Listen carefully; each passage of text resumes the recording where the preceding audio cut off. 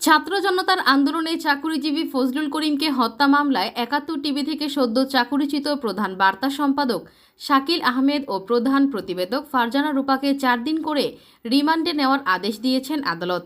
আজ বিকেলে ঢাকার মেট্রোপলিটন ম্যাজিস্ট্রেট আহমেদ হুমায়ুন কবিরের আদালত তাদের এই রিমান্ডে নেওয়ার আদেশ দেন। এর আগে উত্তরা পূর্ব থানার সাব ইন্সপেক্টর মোহাম্মদ মোহাইমিনুর রহমান তাদের দুজনকে জিজ্ঞাসাবাদের জন্য ১০ দিনের রিমান্ড আবেদন করেন। এ সময় মামলার তদন্তের স্বার্থে রিমান্ডের পক্ষে যুক্তি তুলে ধরেন প্রসিকিউশন বিভাগ। অপরদিকে রিমান্ড বাতিলপূর্বক জামিনের আবেদন জানান আসামি পক্ষের আইনজীবী জুলফিকার আলী। উভয় পক্ষে শুনানি শেষে শাকিল ও রূপার ৪ দিন করে রিমান্ড মঞ্জুর করেন আদালত।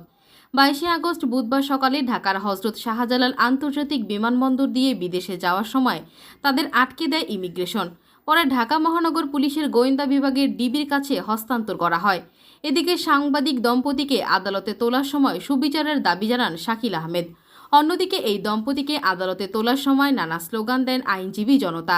এই দুজনের রিমান্ড শুনানি উপলক্ষে আদালত পাড়ায় নেওয়া হয় কড়া নিরাপত্তা ব্যবস্থা। দিনটির জন্য অনেক অপেক্ষা করেছিল, সেই দিনটি আজকে জাতি দেখেছে। সেই দিনটি হলো ৭১ টেলিভিশনের দুইজন সাংবাদিক, একজন হলেন শাকিল আহমেদ আর হল ফারজানা রূপা। গত ১৫ বছর ৭১ টেলিভিশনে এই দুজন সাংবাদিক আওয়ামী লীগ সরকারকে উলঙ্গভাবে তারা সমর্থন করেছে। এই দুজন সাংবাদিক শেখ হাসিনা সরকারকে স্বৈরাচার হওয়ার পিছনে এবং জনগণের ভোট অধিকার হরণের পিছনে এবং জনগণকে গুলি করে হত্যা করার পিছনে তারা ছিল মদতদাতা এবং উস্কানিদাতা। এবং তারা শেখ হাসিনার প্রত্যেকটি সাংবাদিক সম্মেলনে প্রশ্ন করে, জাতির বিরুদ্ধে প্রশ্ন করে শেখ হাসিনাকে জাতির বিরুদ্ধে লেলিয়ে দিয়েছিল এই দুইজন। আজকে এই দুইজন শেখ হাসিনার মতনই বিমানবন্দর দিয়ে পালিয়ে যাওয়ার চেষ্টা করেছিল, পালিয়েছিল জনগণের থেকে, জনগণের রোষে পালিয়েছিল বিভিন্ন জায়গায়।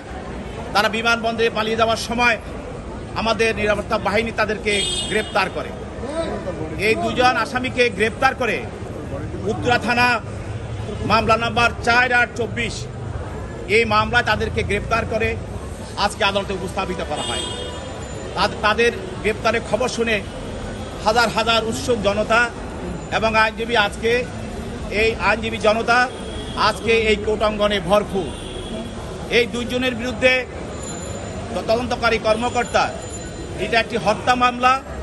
এই হত্যা মামলায় আপনারা জানেন যে উত্তরা জসিমউদ্দিন রোডে আন্দোলনের সময় গত ৬-৮ তারিখে আন্দোলনরত অবস্থায় ফজলুল করিমকে গুলি করে হত্যা করা হয়।